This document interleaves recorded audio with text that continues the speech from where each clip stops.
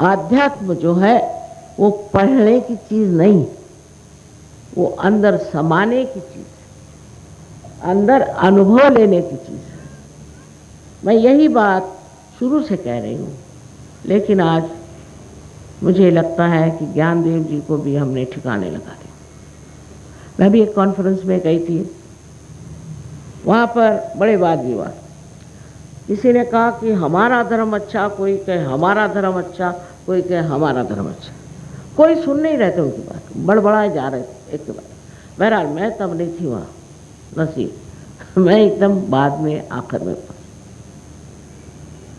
सो मैंने कहा कि जो धर्म अंदर नहीं है वो बाह्य के धर्म का कोई अर्थ ही नहीं रखता। आप ही बताइए, कोई हिंदू है, चाहे मुसलमान, क्रिश्चियन हो, सिख हो, नहीं तो जैन हो, नहीं तो और कोई बुद्धिस्ट हो, नहीं कुछ हो, उस पे उसके धर्म का कोई बंधन है?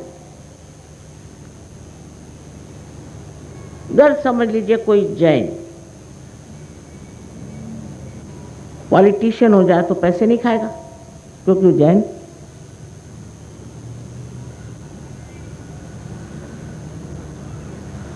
कोई हिंदू बड़ा अपने को हिंदू हिंदू का है, अगर उसको पैसा मिलता है तो क्या अपने देश को बेचेगा? नहीं।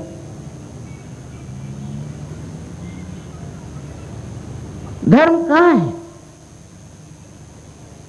धर्म अंदर, हमारे अंदर अंदर बसी हुई चीज है। धर्म का मतलब है कि आपके जीवन के हर एक क्षण में सूक्ष्मता से भी आप अधर्म कर ही नहीं सकते, कर ही नहीं सकते। उस धर्म को प्राप्त करना है, बाह्य के धर्म को नहीं। फिर मैंने कहा कि बाह्य के इतने धर्म बने हैं तो सिर्फ झगड़ा करने के लिए। न जाने हजारों मुसलमान मरे जा रहे हैं, हजारों हिंदू मरे जा रहे हैं, क्रिश्चियन मरे जा रहे हैं, भगवान के नाम पे सब मरे जा रहे हैं।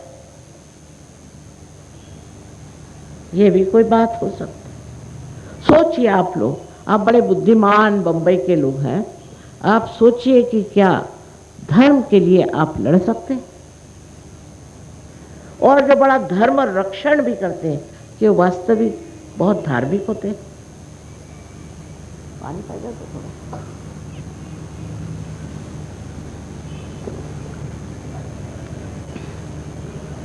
सो मैंने ये बात कही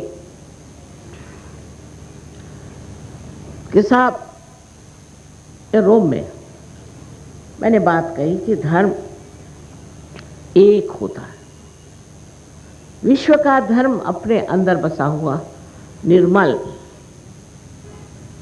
उसमें कोई कालिमा नहीं होनी चाहिए। वो विश्व का धर्म स्थापित होना चाहिए।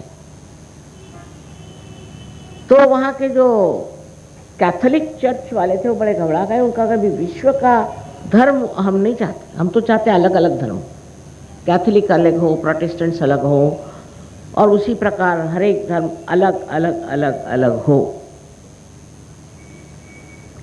मैंने कहा किस लिए? आपस में लड़ने के लिए? आप अलग अलग धर्म क्यों चाहते हैं? नहीं तो आप किस बहाने से लड़ाई करेंगे? अगर एक धर्म हो जाए सारे संसार में तो फिर आप कैसे लड़िएगा? और वो भी एक धर्म जो आपके अंदर जागृत हो गया। उस धर्म की जागृति हुए बगैर कोई भी चीज ठीक नहीं हो सकती। अगर आप कहें कि हमें शांति चाहिए तो शांति का यज्ञ करो, ये करो, वो करो, उससे कुछ नहीं होने वाला। मनुष्य का पूरी तरह से परिवर्तन हुए बगैर ये संसार ठीक नहीं हो सकता। और ये आज का जो समय है ये विशेष है, इसको मैं कहती हूँ ब्लॉसम टाइम। ये समय है जिसको कि लास्ट जजमेंट कहा गया है, जिसको कुरान में क़यामा कहा गया है, और हम लोग भी इसको बहुत बड़ा एक संक्रमण का समय मानते हैं। अनादिकाल से इसके ऊपर बहुत भाष्य हुए हैं, इतना ही नहीं भविष्य हुए। ये विशेष काल है जो इस कल युग में ही होने वाला काम है, जहाँ हजारों लोग जो गिरी कंदरों में सत्य को खोज रहे थे उसे पाएंगे। वो यही समय, यानी ये विशेष समय है, आप विशेष लोग, और इसे पाने के अधिकारी आप ही, और आपको ये प्राप्त होना चाहिए। पर आप अगर कोई बड़ा भारी अफसर है तो उसकी खोपड़ी खराब, वो क्यों ऐसे काम करेगा। दूसरे कोई है तो वो म्यूजिक के बड़े भारी कहना चाहिए कि मशहूर है, वो क्यों अपनी खोपड़ी खराब करे। तीसरे हैं वो बहुत रुपया बना रहे हैं, वो क्यों अपनी खोपड़ी खराब करें।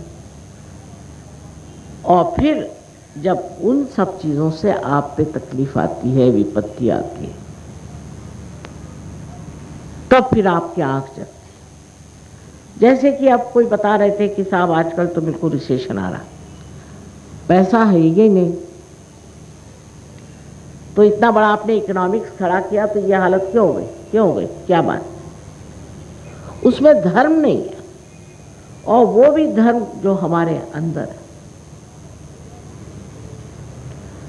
उस धर्म की जागृति होते ही सबसे पहली बात मनुष्य में होती है कि वो शांति में समा जाता है। शांति के सागर में आनंद की लहरें, ऐसा आनंदमय उसका जीवन हो जाता है। और उसके लिए पंढरपुर जाने की ज़रूरत नहीं, द्वारिका जाने की ज़रूरत नहीं, कहीं जाने की ज़रूरत नहीं, अपने ही अंदर।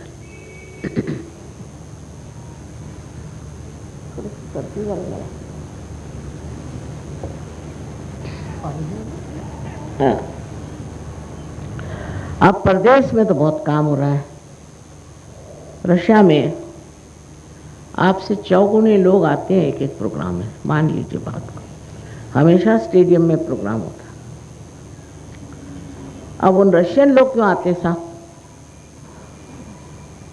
वो पूछते हैं कि माँ रशियन पे आपकी कृपा क्यों। मेरी तो कोई ऐसी कृपा नहीं विशेष, लेकिन क्यों आते, क्योंकि कम्युनिज्म की जो आपदाएं हैं, तकलीफें हैं, विपदा हैं, उसको बहुत उठाया हुआ है, उसे परेशान हो। और दूसरी तरफ उनके अंदर किसी भी तरह के ऐसे संस्कार नहीं कि तुम हिंदू हो कि मुसलमान हो कि क्रिश्चियन हो कि ये हो कि ऐसे हो कि वैसे, कुछ एकदम क्लीन स्लेट कहते हैं ना, ऐसे एकदम साफ सुथरे। वो सहयोग में ऐसे बैठे और बैठते साथ जम गए। महाराष्ट्र में ये ज़रूर है, महाराष्ट्र में ये है कि आप पार हो जाएंगे, वो तो क्षण भर में हो जाते हैं, क्योंकि भूमि ऐसी बड़ी, आपके पूर्व पुण्य बहुत बड़े, तभी आप इस भूमि में पैदा हुए। महाराष्ट्र के भूमि में पैदा होने वाला आदमी न जाने कितने पुण्यों के बाद हुआ, न जाने कितने पुण्य उसने कमाए, और जिसके कारण वो यहाँ पैदा हुआ। अब उस पुण्याई का ये हाल हो गया है कि सब कुछ भूल गए और न जाने क्या करते रहते। वैसे ही वहां बात नहीं, रशिया के लोग सीधे सरल, दबे हुए, कुचले हुए, और उनको पैसे का इतना समझ नहीं।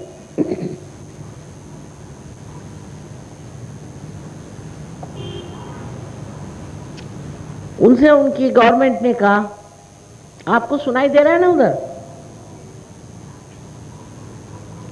क्या कह रहे, ऐकायला येते का तिकडे, बरोबर। अहो हिंदी भाषा समजत नाही का तुम्हाला, अहो आपली राष्ट्रभाषा आहे, आणि आता स्वतंत्रता दिवस येतोय ना, त्यामुळे म्हटलं हिंदीतच बोलावं।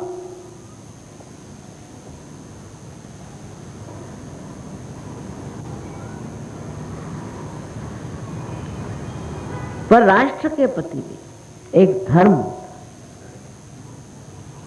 वो धर्म है, उसे समझना चाहिए। जो लोग पॉलिटिक्स में गए हैं, राजकारण में गए हैं, उनको ये याद रखना चाहिए कि हमें नाम कमाना है, पैसा नहीं, पैसा कमाना है तो बिजनेस में जाओ, वहां आप नाम कमाने हैं। शास्त्री जी, लाल बहादुर शास्त्री का नाम आज भी लो तो लोग नतमस्तक हो जाते हैं। उनका पैसा कमाया था, नाम कमाया। यही बात सरकारी नौकरी की है कि जो सरकारी नौकर है वो भी नाम कमाते। अभी हम लोग प्लेन से आ रहे थे तो 2-4 सरकारी बड़े भारी लोग थे, वो बैठे थे, हमें देखते उन्होंने मुंह फेर लिया। वजह ये कि वो क्या होता है बाहरों में पहचान सकते, हाँ हवाला, वो लोग हवाला में पकड़े गए, हवाला। और वो बेचारे इतने शर्म के मारे, बेचारों को क्या करें, हवाला में पकड़े गए। मैं मानती हूँ कि सरकारी नौकर की जिंदगी भी बहुत दुख भरी। हम तो थे, बड़ी मुश्किलों से जिंदगी कटती थी। कोई बात नहीं, आप देश का कार्य कर रहे हैं, इतनी बड़ी बात है। और इतना ही नहीं, आप देश को सुधार रहे हैं, देश की मदद कर रहे हैं। इससे बढ़ के और क्या आप कर सकते हैं? और कौन सी ऐसी बड़ी भारी आप पदवी पा सकते हैं कि आप देशभक्त हैं? देशभक्ति की जिसने पदवी पाली वो आधा तो स्वर्ग में चला ही गया, समझ लो। और जिसमें देशभक्ति है ही नहीं, उसे बात करना भी व्यर्थ है। धर्म की, आध्यात्म की, देशभक्ति के बगैर कुछ नहीं हो सकता।